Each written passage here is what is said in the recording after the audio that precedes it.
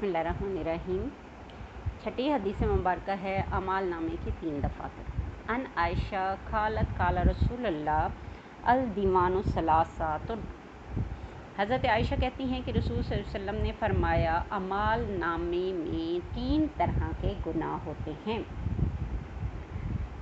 पहले नंबर पे दीवानुन ला युग़फ़िरुल्लाहु, पहले नंबर पे वो गुनाह जिसे अल्लाह ताला हरगिज़ माफ़ नहीं करेगा। अल इशरकू बिल्लाही, जो पहले नंबर पर गुनाह आ गया वो ये है कि जिसे अल्लाह ताला हरगिज़ माफ़ नहीं करेगा कि अल्लाह के साथ तुम किसी को शरीक ठहराओ। यक़ूलुल्लाहु अज़्ज़ा वजल इन्नल्लाहा ला यग़फ़िरु अन युशरका बिही, क्योंकि अल्लाह ताला ने फरमाया है यकीनन अल्लाह इस जुर्म को हरगिज़ माफ़ नहीं करेगा कि इसके साथ किसी को शरीक ठहराया जाए। वदीवानुल्लाह युतरकुहुल्लाहु ज़ुल्मुल इबाद, और दूसरा गुनाह जिसे अल्लाह हरगिज़ नहीं छोड़ेगा, ला युतरकुहु, जिसे हरगिज़ अल्लाह नहीं छोड़ेगा, ज़ुल्मुल इबाद, बंदे का बंदे पर जुल्म करना। फ़ीमा बैनहुम हत्ता युक़्तस्सा बाज़ुहुम मिन बाज़ी, जब तक कि वो बंदा, तीसरा गुनाह जिसे अल्लाह ताला नहीं छोड़ेगा वो बंदों का एक दूसरे पर जुल्म है, यहाँ तक कि मज़लूम ज़ालिमों से अपना हक़ ना ले ले, यानी जो जुल्म करते हैं उनसे अपना हक़ ना ले ले। ये दूसरे नंबर पर आ गया। वदीवानुल्लाह यअबुदुल्लाहु, और तीसरा गुनाह अल्लाह इसकी परवाह नहीं करता। बिही ज़ुल्मुल इबादी फ़ीमा बैनहुम व बैनिल्लाहि, यानी इसकी कि जुल्म बंदे का और उसके रब के दरमियान, जिसका ताल्लुक़ बंदे और अल्लाह के साथ है, यह अल्लाह के हवाले है। फ़ज़ाका इलल्लाहि इंशाअ, बस अल्लाह चाहे तो अज़्ज़बहु, उसे अज़ाब दे, व इंशाअ तजावज़ अन्हु, और अगर अल्लाह चाहे तो उसे माफ़ कर दे। तीसरा गुनाह ये है। शुरू में चलते हैं। हज़रत आयशा रज़ियल्लाहु तआला अन्हा से रिवायत है कि रसूल सल्लल्लाहु अलैहि वसल्लम ने फरमाया कि अल्लाह ताला ने फरमाया, रसूल सल्लल्लाहु अलैहि वसल्लम ने फरमाया कि अमाल नामे में 3 तरह के गुनाह होते हैं। एक गुनाह जिसे अल्लाह हरगिज़ माफ़ नहीं करेगा वो शिर्क है। मैंने आपको पहले बताया था अल्लाह के साथ शरीक करना सबसे बड़ा जुल्म अज़ीम खुद अल्लाह ताला ने इसे करार दिया, और मुशरिक कभी माफ़ नहीं होगा, कभी बख्शा नहीं जाएगा।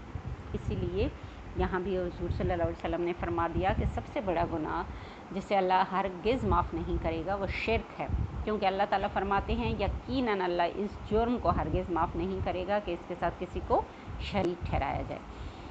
और दूसरा गुनाह जो नामा अमाल में दर्ज होता है जिससे अल्लाह हरगिज़ नहीं छोड़ेगा, वो बंदों का एक दूसरे पर जुल्म है, यहाँ तक कि मज़लूम ज़ालिम से ख़ुद ही बदला ना ले ले, क्योंकि ज़ाहिर है हम कितनी आसानी से एक दूसरे को तकलीफ़ पहुँचा देते हैं। हालांकि अल्लाह ताला कभी माफ़ नहीं करेगा जब तक वो हमें बंदा माफ़ ना कर दे जिसको हमने तकलीफ़ पहुंचाई है। लिहाजा मैंने आपको पता नहीं बताया कि नहीं, शुरू से मैं हर बच्चों को ये लेक्चर देते हुए कहती हूँ कि सॉरी और थैंक्स की आदत डालें। आपसे गलतियाँ होती हैं, हम इंसान हैं, गलती के पुतले हैं, कदम कदम में खताएँ और गलतियाँ करते हैं, तो हमारा क्या तरीका होना चाहिए, फ़ौरन माफ़ी मांगनी चाहिए अगले से, ठीक है ना। किसी को हमने ना जानते ना जाने अनजाने में अगर हर्ट कर ही दिया, नुकसान पहुँचा ही दिया, दिल उनका दुखाया है, तो हम क्या करें, उससे माज़रत मांगें। किसी ने हम पर एहसान किया तो फ़ौरन उसका शुक्रिया अदा करें, क्योंकि जब हम इनका शुक्रिया अदा नहीं करेंगे तो हम अल्लाह का भी शुक्रिया अदा नहीं कर सकते, ठीक है ना।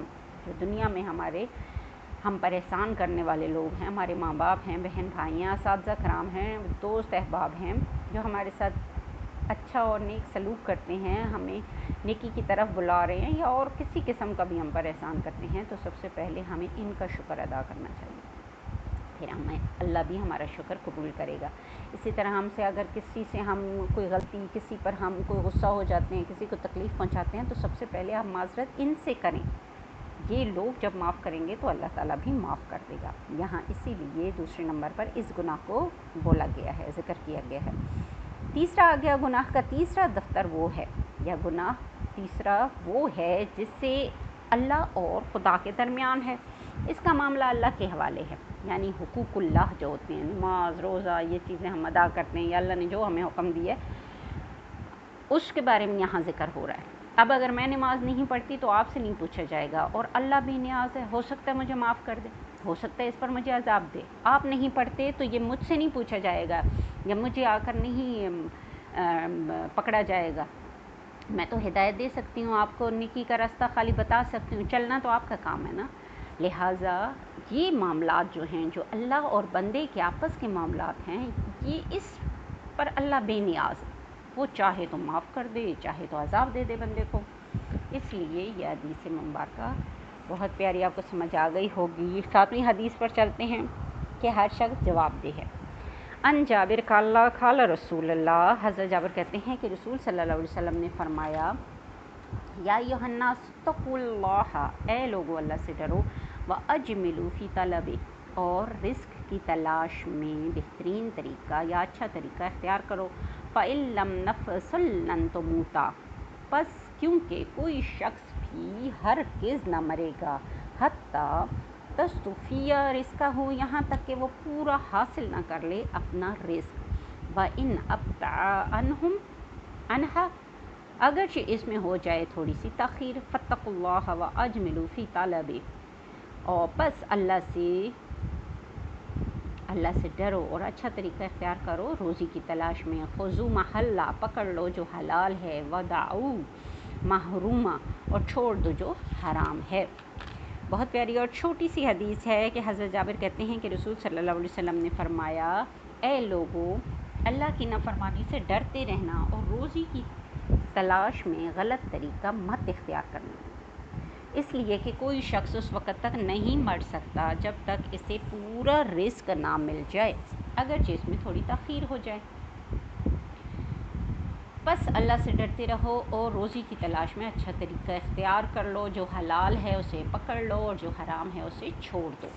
آج کل لوگ حرام حلال کی پرواہ نہیں کرتے، رات دینے کیا ہوا ہے دولت اور پیسے کو جمع کرنے کے لیے، چاہے وہ جو بھی طریقہ ملے، بس ان کو صرف پیسہ چاہیے، ذرا نہیں سوچتے کہ اس میں کتنا ہم حرام شامل کرتے جا رہے ہیں، کتنے ناجائز طریقے سے اس دولت کو بڑھانے کے چکروں میں لگے ہوئے ہیں، ٹھیک ہے نا۔ تو یہاں صاف حدیث میں بتایا گیا کہ آپ کو جتنا رزق اللہ تعالیٰ نے لکھ رکھا ہے وہ تو مل کر ہی رہے گا، اس وقت تک آپ مر ہی نہیں سکتے جب تک کہ آپ کا پورا رزق آپ کو مل نہ جائے، آپ حاصل نہ کر لیں۔ تو پھر ہمیں کیا ضرورت ہے غلط کام کرنے کی؟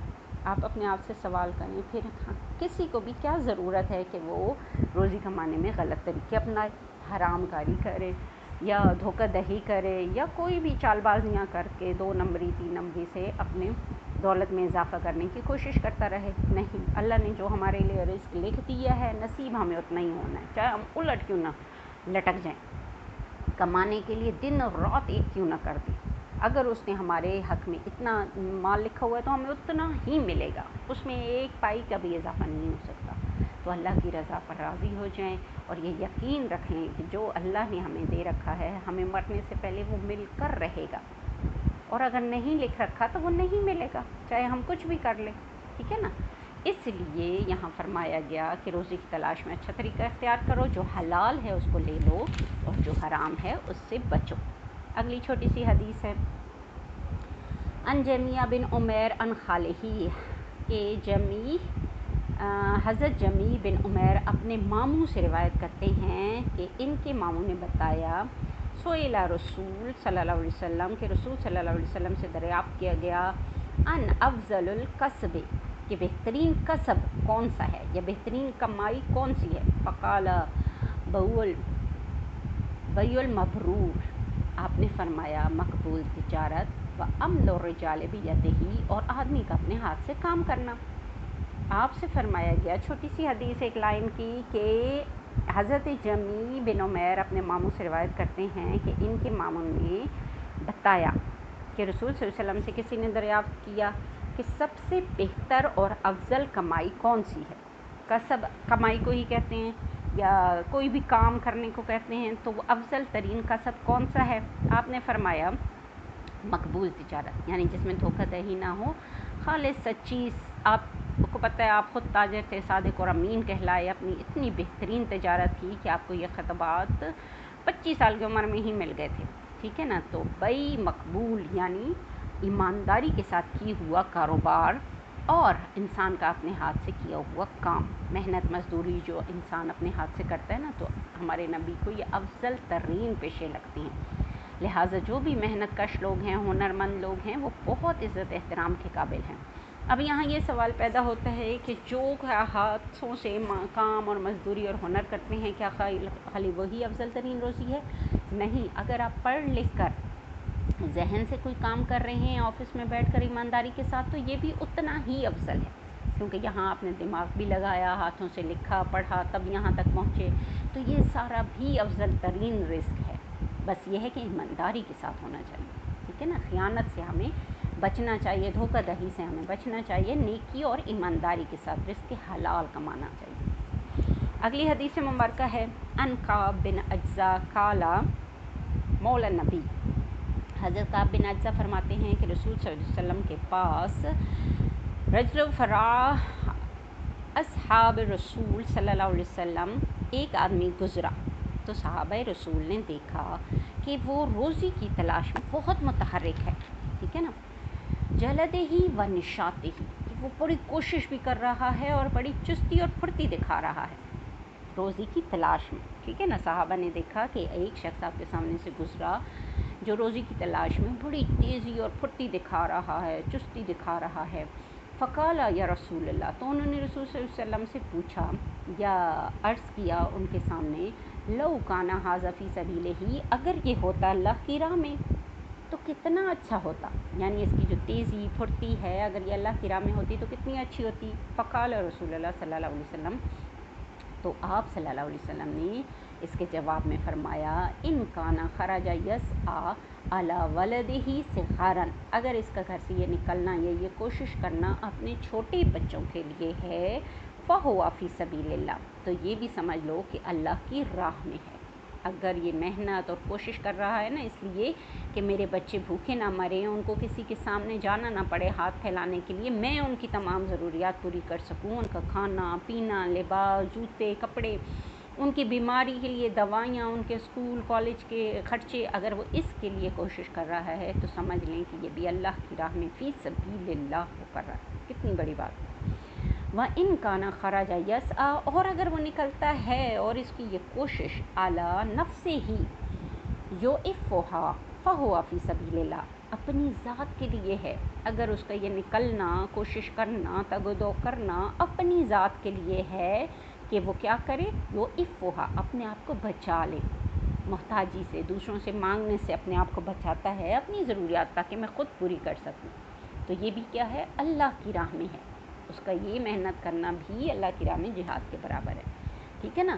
ورنہ دیکھیں آج کل جو بھی ہے، ہمارے ماں باپ جب تک ہوتے ہیں ہمارا خرچہ اٹھاتے ہیں، پھر جب ہم لوگ خود جوان ہو جاتے ہیں، خاص کر بوائز، آپ کو پتہ ہی ہے، آپ نے پھر کما کر خود اپنا خرچہ چلانا ہے، بہت بھی اچھے بھائی ہوں، بہت بھی اچھے آپ کے بہت پیارے ہوں، لیکن یہ ہے کہ بہرحال ہر کسی نے اپنا گھر تو خود چلانا ہے نا، کوئی آپ کی تھوڑی بہت مدد ضرور بھائی کر دیں گے، لیکن بالآخر آپ نے اپنی آپ کو اسٹیبلش کرنا ہے، اپنی بیوی بچوں کا آگے گھر بنانا ہے، تو آپ نے اس کے لیے خود ہی کمانا ہے، ٹھیک ہے۔ تو یہاں یہی بتایا گیا کہ وہ اگر اپنے آپ کو دوسروں کے آگے ہاتھ پھیلانے سے بچائے، اس وجہ سے محنت و مزدوری کر رہا ہے یا کوشش کر رہا ہے، تو یہ بھی کیا ہے، پورے جہاد کے برابر ہے۔ وَإِن كَانَ خَرَجَ يَسْعَى، لیکن اگر وہ نکلتا ہے اور اس کی یہ کوشش رِیَاءً وَمَفَاخَرَاتً، ریا اور مفاخرات کا مطلب ہے برتری جتانے کے لیے ہے، فَهُوَ فِي سَبِيلِ الشَّيْطَان، تو پھر یہ کیا ہے، شیطان کے راستے میں نکلنے کے برابر ہے، سمجھ آئی۔ پھر اگر وہ یہی کوشش اور سعی اور محنت تگ و دو اس لیے کر رہا ہے کہ وہ دکھاوا کرے، لوگوں پر برتری جتائے، فخر و غرور کہ میرے پاس جیسی گاڑی ہے کسی کے پاس نہیں، میرا جیسا گھر ہے، بنگلہ ہے کسی اور کے پاس نہیں ہے، میں نے جیسے کپڑے پہنے ہوئے ہیں کوئی اور پہن ہی نہیں سکتا، میں ایسی چیز خریدوں کہ کبھی کسی نے خریدی ہی نہ ہو، میرا ایسا برانڈڈ جوتا ہو، میری ایسی فلاں ہو فلاں، یہ اگر اس کی دل میں آ گیا چیزیں، تو پھر یہ کیا ہے، شیطان کی راہ میں جہاد کرنے کے برابر، نکلنے کے برابر، جس میں ریا اور تفاخر آ گیا، فخر اور غرور آ گیا، تو پھر یہ کیا ہے؟ شیطان کے راستے پر چلنے کے برابر۔ کتنی پیاری حدیث ہے، ایک دفعہ پھر جلدی سے پڑھ دیتی ہوں کہ حضرت کعب بن عجلہ سے روایت ہے کہ ایک شخص نبی کریم صلی اللہ علیہ وسلم اور صحابہ کے سامنے سے گزرا تو صحابہ نے دیکھا کہ وہ بہت چستی اور پھرتی کے ساتھ کوشش میں لگا ہوا ہے محنت و مزدوری کرنے کے۔ تو انہوں نے کہا کہ یا رسول اللہ، اگر یہ جہاد کے لیے اتنی محنت و کوشش کرتا اللہ کی راہ میں نکلنے کے لیے تو کتنا اچھا ہوتا۔ تو آپ صلی اللہ علیہ وسلم نے فرمایا کہ نہیں، اگر یہ اس کی کوشش اس وجہ سے ہے کہ وہ اپنے بچوں کو بے نیاز کر دے، ان کی تمام ضروریات کو پورا کرے کہ وہ کسی کے آگے ہاتھ پھیلانے والے نہ رہیں، تو پھر یہ کوشش بھی کیا ہے؟ یہ اللہ کی راہ میں جہاد کے مترادف ہے۔ اسی طرح وہ اگر کوشش کرتا ہے کہ اس کی ذات بے نیاز ہو جائے، لوگوں کے سامنے اس کو کسی چیز کے لیے ہاتھ پھیلانا نہ پڑے، تو یہ اس کی کوشش کیا ہے؟ یہ بھی اللہ کی راہ میں جہاد کے برابر ہے۔ لیکن اگر وہ غرور، تفاخر اور ریاکاری کے لیے، یہ سب دکھاوے کے لیے زیادہ سے زیادہ جمع کر رہا ہے پیسہ کہ میرے پاس ایسی ایسی چیزیں میں لوں اپنی محنت کے ساتھ کمائے ہوئے پیسے سے کہ جس سے دنیا دیکھتی رہے اور کسی کے پاس نہ ہو، تو پھر یہ یقیناً شیطان کی راہ میں کی جانے والی کوشش گردانی جائے گی۔ آخری حدیث مبارکہ ہے ان جابر قال قال رسول اللہ صلی اللہ علیہ وسلم ثلاث من کن فیہ۔ حضرت جابر کہتے ہیں کہ رسول صلی اللہ علیہ وسلم نے ارشاد فرمایا کہ 3 صفتیں ایسی ہیں کہ جس میں وہ ہوں گی اعزہ اللہ عز وجل، تو اللہ تعالیٰ اس کو اپنے سائے میں رکھے گا۔ اللہ تعالیٰ اپنے سائے، کس کے سائے میں؟ تحت عرش ہی، اپنے عرش کے سائے میں اس کو رکھے گا۔ جس شخص میں یہ 3 صفات ہوں گی، اللہ تعالیٰ اس کو اپنے عرش کے سائے میں رکھے گا۔ کون سی؟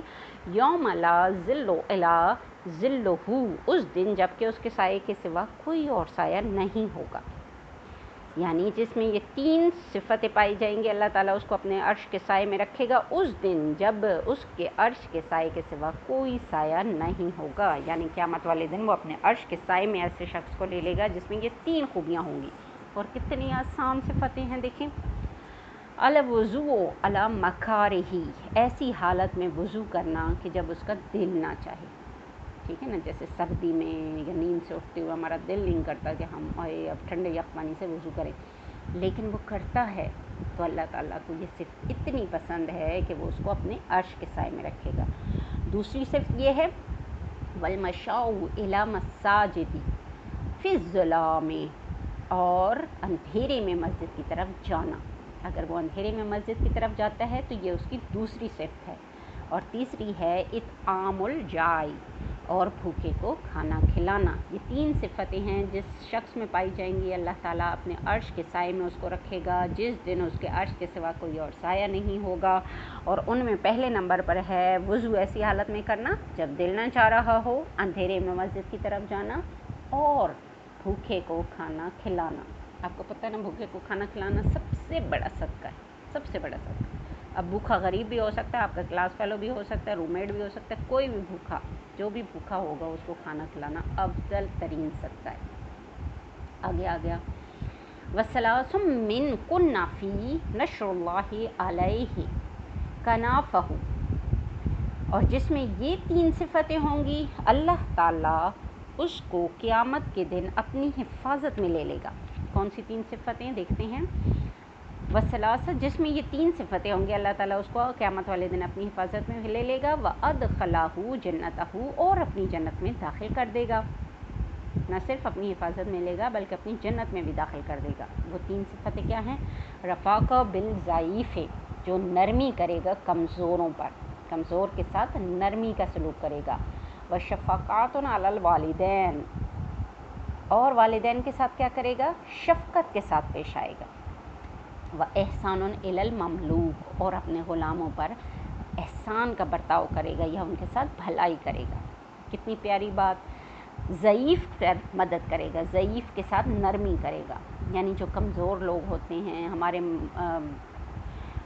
غریب لوگ سمجھ لیں، یا اور ایسے معذور لوگ سمجھ لیں، بیمار لوگ سمجھ لیں، یہ جو کمزور لوگ ہوتے ہیں، ٹھیک ہے نا، غربت کی وجہ سے بھی طاقت نہیں رکھتے کئی معاملات میں، اپنی جسمانی کمزوری کی وجہ سے بھی طاقت نہیں رکھتے، تو ایسے لوگوں کے ساتھ کیا کرنا؟ نرمی کا برتاؤ کرنا۔ پھر اگلا ہے والدین کے ساتھ شفقت، تو وہ تو آپ جانتے ہیں، اس پر تو لیکچروں کے لیکچر ختم ہو سکتے ہیں۔ والدین ہم پر کتنا حقوق رکھتے ہیں اور ان کے ساتھ ہمیں اف تک کرنے سے سختی سے منع کیا گیا ہے، اور کئی احکامات ہیں جو آتے ہیں والدین کے ساتھ محبت، اور آپ نے پیپر میں بھی لکھا گڈ، اچھے یہ مثالیں دی آپ لوگوں نے خود بھی۔ تو والدین کے ساتھ تو شفقت کا بہت بڑا موضوع ہے، جتنا بھلائی کر سکتے ہیں آپ پر فرض ہے کہ آپ کریں، ان کی جتنی خدمت کر سکتے ہیں اور آج سے کریں، یہ آپ کا فرض ہے۔ یہ نہ سوچیں کہ ہمارے والدین بوڑھے ہوں گے، پتہ نہیں بڑھاپا ان کا ہمیں نصیب ہوتا بھی ہے کہ نہیں، تو آج سے محنت کرنی، ان کے ساتھ شفقت کے ساتھ پیش آنا شروع کر دیں۔ اسی طرح آگے فرمایا اپنے غلاموں کے ساتھ بھلائی کا، احسان کا برتاؤ کرتے ہیں، ٹھیک ہے نا۔ ہمارے ملازمین جو ہوتے ہیں ان کے ساتھ احسان کا برتاؤ کریں، انہیں کوئی بھی تکلیف ان کو جو ہوتی ہے اس کو دور کرنے کی کوشش کریں۔ جو ہمارے مملوک ہوتے ہیں، خادم ہوتے ہیں یا ملازم ہوتے ہیں، تو ان کے ساتھ اچھے طریقے سے پیش آنا۔ اتنی پیاری حدیث ہے، اس کو دوبارہ ریپیٹ کرتی ہوں کہ حضرت جابر کہتے ہیں کہ رسول صلی اللہ علیہ وسلم نے فرمایا 3 صفتیں ایسی ہیں کہ جس شخص میں پائی جائیں گی اللہ تعالیٰ اس کو اپنے عرش کے سائے میں جگہ دے گا اس دن جب اس کے عرش کے سائے کے سوا کہیں اور سایہ نہیں ہوگا، یعنی قیامت والے دن۔ ایسی حالت میں وضو کرنا جب وضو کی طبیعت نہ چاہ رہی۔ نمبر 2، جاڑے میں یا ایسی تاریک رات میں مسجد کی طرف جانا۔ نمبر 3، بھوکے کو کھانا کھلانا۔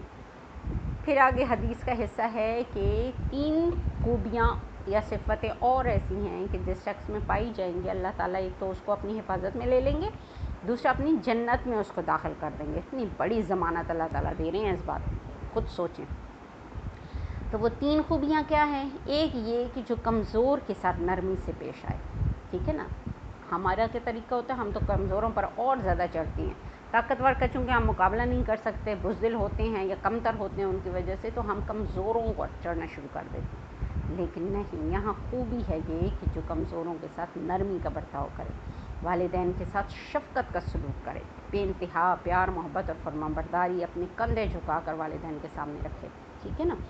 اور آخر میں ہے کہ جو خدام کے ساتھ اب غلام تو ہے نہیں، تو اب ملازمین ہیں جو ماتحت ہوتے ہیں ہمارے، ان کے ساتھ بھلائی کا سلوک کریں۔ یہ تھی حدیث مبارکہ۔ ویسے تو یہ 2 لیکچر کی ہیں، اگر لائیو کلاس میں ہوتی تو 2 لیکچرز میں ہم اس کو ختم کرتے، لیکن بچوں میں نے اسی لیے چھوٹے چھوٹے پارٹ میں کر کے آپ کو یہ مختلف حصوں میں لیکچرز تقسیم کر دیے ہیں، وہ اس وجہ سے کہ اپلوڈ نہیں ہو سکتے۔ کلاس میں تو ہمارے پاس پورا گھنٹہ ہوتا ہے، جبکہ یہاں ہمارے پاس کوشش ہوتی ہے کہ 20-22 منٹ میں اپنا ایک ٹاپک مکمل کروں۔ اگلا 1-2 چیپٹر ہم نے پڑھ لی ہیں سیرت کا اور حدیث مبارکہ کا، 1 چیپٹر فقہ کا وہ عید کے بعد ہم انشاءاللہ شروع کریں گے۔ آپ سب اس کو ضرور پڑھیں۔ کچھ چیز سمجھ نہ آئے تو مجھ سے کویسچن بذریعہ واٹس ایپ آپ کر سکتے ہیں۔ اوکے، اللہ حافظ۔